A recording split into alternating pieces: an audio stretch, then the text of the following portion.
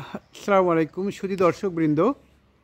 আমি এখন মণিগ্রাম উচ্চ বিদ্যালয়ের লেখাটি দেখতে পাচ্ছেন। এটি মণিগ্রাম উচ্চ বিদ্যালয়।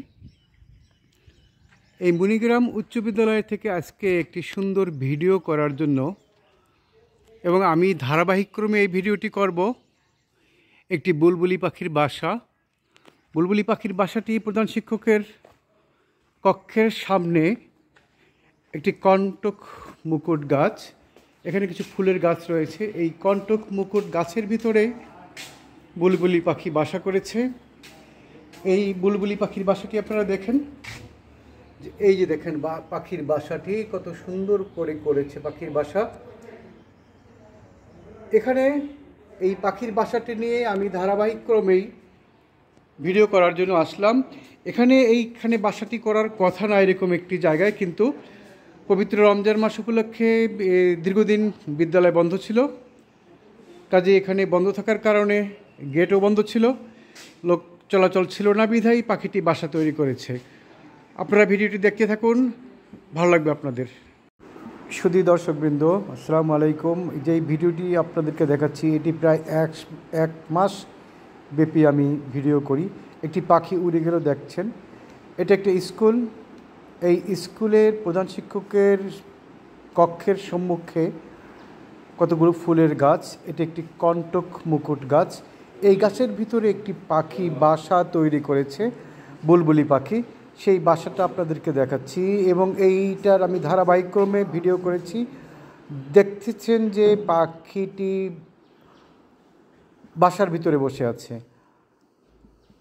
বাসাটি খুব সুন্দর করে করেছে। বাসাটি পর্যায়ক্রমে আমি আপনাদেরকে দেখাচ্ছি, কারণ এই ভিডিওটি আমি একদিনে করিনি, ভিডিওটি আমি অনেক দিন, প্রায় এক মাস ব্যাপী বিভিন্ন দিনে করেছি। আজকের এই দিনে দেখেন যে এই যে পাখিটির বাসা, এবং পাখিটির বাসার ভিতরে ডিম রয়েছে। এটা আমি প্রথম দিন একটি ডিম পাই, পরের দিন দুটি, পরের দিন তিনটি, এভাবে মোট 3টি ডিম এই পাখির বাসাটিতে পেয়ে থাকি। আমার কাছে খুব ভালো লাগছে এই ভিডিওটি করতে পেরে। ভিডিওটির পাখিটিকে আমি বারবারই চেষ্টা করেছি ভিডিওটি পাখিটি সহ তুলতে, কিন্তু বাসার কাছে গেলেই পাখিটি উড়ে চলে যায়। দেখছেন এই যে আজকে দেখছেন যে একটি ডিম ফেটেছে এবং তার ভিতর থেকে বাচ্চা বের হয়েছে।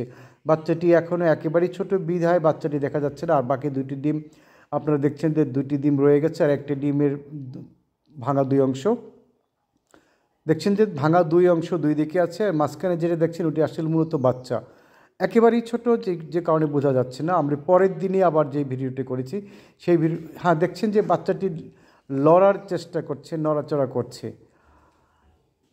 এভাবে ধারাবাহিকক্রমে ভিডিও করা খুবই কঠিন এবং পাওয়া যায় না এই ধরনের দৃশ্য। এখানে বিশেষ সুবাদে পেয়েছিলাম। আজ দেখেন যে 3টি ডিম ফুটেছে, 3টি ডিমের থেকে বাচ্চা বের হয়েছে। বাচ্চাগুলো ছোট বাচ্চা যেভাবে থাকে ঠিক সেভাবেই রয়ে আছে। পাখিটা উড়ে চলে গেছে, তারপরে আমি ভিডিওটি করি। এবার দেখছেন যে একটি বাচ্চা খাওয়ার জন্য চেষ্টা করছে। এটা খুবই ভালো লাগবে। যারা দেখেননি এই ধরনের দৃশ্য, আমার এই ভিডিও দেখতে পারেন যে বাচ্চাগুলো কিভাবে খাওয়ার চেষ্টা করে। এটা সকল পাখির বাচ্চাই, শুধু সকল পাখির না, যে কোনো প্রাণীর বাচ্চাই এরকম যখন জন্মগ্রহণ করে তখন ক্ষুধার্ত থাকে এবং খাওয়ার জন্য চেষ্টা করে। দেখেন যে বাচ্চাটি কিভাবে খাওয়ার চেষ্টা করছে। পাশের একটি হয়তো ফড়িং হবে। এরপরে আরও 2 দিন পরের এই ভিডিওটি করা। দেখেন যে বাচ্চাগুলো একটু বড় হয়ে গেছে, প্রায় বাসাটি ভরেই যাচ্ছে, কিন্তু এখনও পাখিগুলোর বাচ্চাগুলোর গায়ে পশম হয়নি। আজকে দেখেন যে পাখিগুলোর গায়ে পশম হয়েছে এবং পাখিগুলো বোঝা যাচ্ছে যে এটি একদম পাখি বড় হয়ে যাচ্ছে। হ্যাঁ, পাখিগুলো বড় হবে, উড়ে যাবে এবং একটি পূর্ণাঙ্গ পাখিতে পরিণত হবে। আমি ধারাবাহিকক্রমে এই ভিডিওটি করতে পেরে আসলে আনন্দিত। যারা ভিডিওটি দেখছেন, আশা করি এই ভিডিওটি আপনাদের ভালো লাগবে। ভিডিওটি ভালো লাগলে চ্যানেলটি সাবস্ক্রাইব করে রাখবেন।